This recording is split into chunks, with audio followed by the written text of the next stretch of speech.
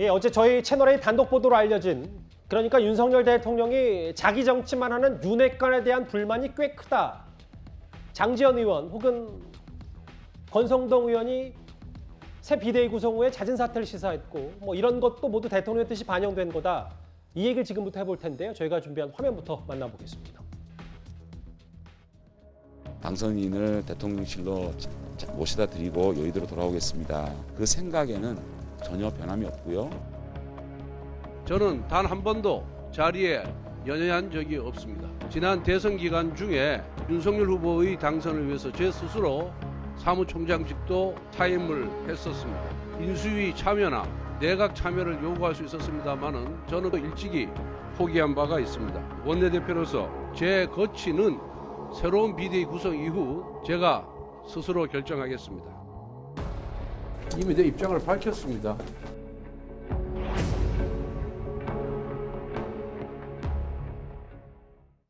윤핵관의 양대 축인 두 사람이 정말 이 손으로 후퇴하는 건 맞는 건지 모르겠어요. 그 이도훈 의원님. 네네. 어제 저희 채널의 단독 보도도 그렇고 그리고 오늘 문화일보의 보도도 비슷한 흐름이에요.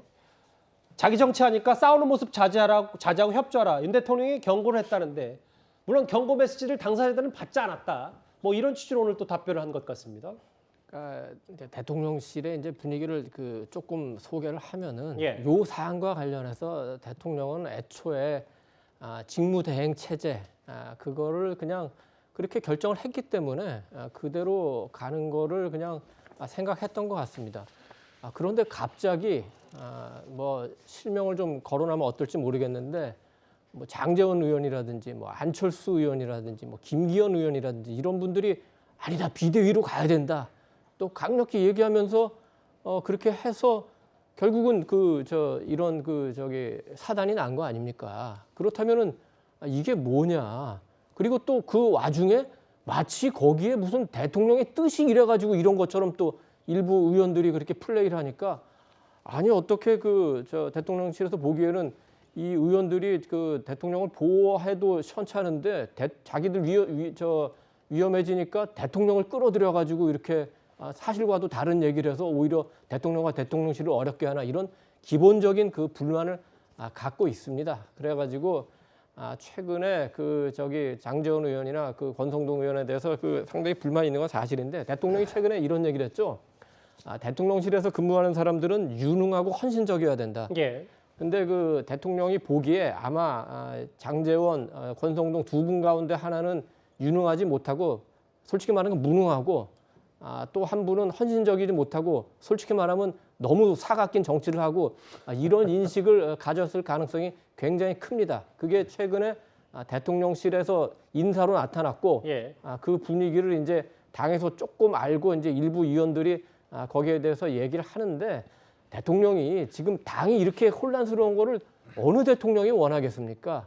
하루빨리 이제 정리를 해야 되는데 일단 그 의원총회에서 결의를 해서 절차를 진행하고 있으니까 그 절차가 어떻게 진행되는지 그거를 일단은 지켜보고 있는 걸로 봐야죠. 두 명 중에 한 명은 무능하고 한 명은 자기 정치한다고 말씀하셨는데 이게 또 듣는 사람 입장에서 특정은 안 됐지만 특정될 수 있으니까 개인적인 시각으로 잠깐만 말씀을 드릴게요. 노도일 교수님. 네. 그런데 이제 어찌됐건 그리고 아까 이도훈 의원님 말씀 중에 안철수 대표가 새 비대위를 원했다라고 하셨는데 안철수 대표는 그러니까 이렇게 법원의 판단을 맡기면 안 된다. 새 비대위 가면서 이런 부담 얘기를 했기 때문에 그 부분은 좀 바로 잡겠습니다. 아니 그 부분도 그럼 제가 기왕에 얘기했으니까 하겠습니다. 예. 만약에 이제 아까 제가 말씀드린 대로 안철수 의원도 처음에 와서는 비대위로 막 간다고 얘기한 게 이제 사실이라고 그 정의를 하면은 지금 안철수 의원이 저런 식으로 행동하는 거를 대통령실에서 볼 때는 뭐라고 생각하겠습니까? 야, 안철수 의원도 이제 완전히 정치인 다 됐구나. 그것도 안 좋은 방향으로 이렇게 생각하지 않겠습니까? 또 오늘도 또 작심 발언 많이 하셨는데 일단 뭐 여러 얘기들 제가 순화를 일단 해볼 만큼 해왔습니다. 다음 화면을 좀 볼게요. 왜냐하면 어쨌든 윤 대통령이 윤핵관에게 경고를 했든 아니든 싸우지 마라, 자기 정치하지 마라 얘기했든 본질은 이게 아니다라는 게 금태섭 전 의원이 쓴 글이에요. 솔직히 말하면 윤석열 대통령과 이준석 전 대표가 서로 무시하고 싫어해서 이런 비상상이 시작된 건데 왜 이거를 이준석 대표 축출하려고 가져다 붙이는지 모르겠다. 진짜 원인을 직시하고 출구를 찾아야 된다. 노도 교수님 이 분석에 동의하십니까? 일부 동의하는 부분도 있고요. 동의하지 못하는 부분도 있습니다. 앞에 부분, 윤 대통령과 이 전 대표가 서로 무시하고 싫어하다. 그거는 전 동의합니다. 왜냐하면 대선 과정에서 많이 봤잖아요. 선거 과정에서. 처음 윤 대통령이 그 후보가 되기 전부터 정치에 참여하기 전부터 이 전 대표가 뭐라 그랬습니까? 뭐 저거는 뭐 금방 정리된다든가 정치를 모르기 때문에 뭐 하면서 굉장히 무시하는 발언을 많지 않습니까? 자신이 정치적으로 굉장히 뭐 노련한 사람이 존재고 예. 윤석열 검찰총장 전 검찰총장은 뭐 그걸 정치를 모른다 이런 식으로 많이 얘기했지 않습니까? 그리고 대선 과정에서 얼마나 분탕질을 했습니까? 뭐 가출을 하고 그리고 또 윤 후보가 찾아오게 만들고 자신의 앞에 무릎 꿇리려고 하는 그런 광경은 많이 봤죠. 그러니까 그거는 뭐 당연히 그 윤 대통령도 누가 얘기한 것처럼 아니 정말로 그 윤 대통령 사람인데 그런 감정이 없겠냐? 당연히 있습니다. 그런데 그 뒤에 말 윤석 대표를 축출하려고 해서 이런 상황이 됐다. 그건 전 동의하기 어렵습니다. 왜냐하면 아무런 빌미가 없는데 순진무구하고 깨끗한 대표인데 그걸 어떻게 축출하겠습니까? 그 빌미를 제공한 건 윤석 대표입니다. 성상납 의혹, 그걸 다 공개됐지 않습니까? 그 녹취록이.